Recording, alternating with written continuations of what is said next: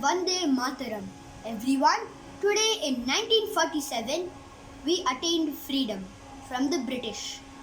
There were many freedom fighters who fought against the British to do that. I am going to tell you the story of one of the bravest freedom fighters in all time, Subhash Chandra Bose. Subhash Chandra Bose went to school.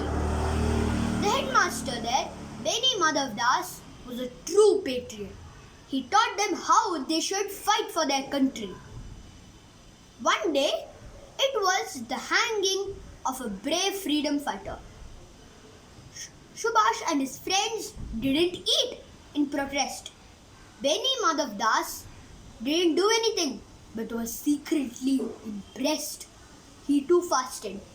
The British did not like that, and so Beni Madhav Das was sent to Bengal from Cuttack.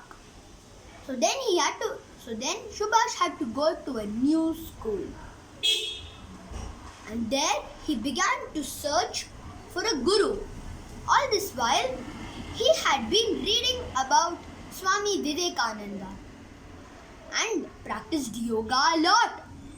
But he could not find a guru. He went home disappointed, where he returned to his school. But now, the British professors were only interested in insulting the Indian boys. Professor Otin's reaction of hitting a boy who walked while flapping his slippers was the last straw for these boys. When he walked down the stairs to go home, Subhash and his friends hit him on the head with a stick in protest. This was perhaps Subhash's first protest against the British. But when Mr. James, an Englishman who was the principal, learnt about this, Subhash was expelled. Subhash still used to feed the poor, and so he was admitted in another school and began to train for being an army man. He did very well, but then he resigned and met Mahatma Gandhi ji as he returned to Cuttack. Mahatma Gandhi ji said that he should join Deshabandhu Chittorjan Das. Deshabandhu was the uncrowned king of Gujarat, and so he welcomed Subhash. Soon, Subhash became the right-hand man of Deshabandhu. They created a new party called the Swaraj Party that worked with Congress. And after they won, Deshabandhu was created mayor and Subhash CEO. They used to make a lots of Indian goods, and they decided to do a lot of freedom fighting. But that was when a British official came with a message. Chittorjan Babu, you are banned from doing all this. This only encouraged Subhash to send 5 people out for protest. And so he was arrested. The whole part of the state he was in protested for his release. So he was sent to another prison. Then his condition became alarming, and so the British released him. But Deshabandhu had passed away, and so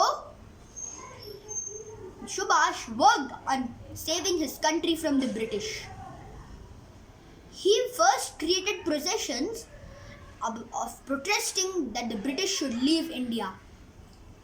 He broke down a monument which was a memory of their slavery, and that had the British thinking. They sent him to another prison, but the people of Calcutta protested, saying that he was their appointed mayor. So he took up the mayor duties. But when the news came that a European was murdered, the government took another opportunity to hold Subhash responsible.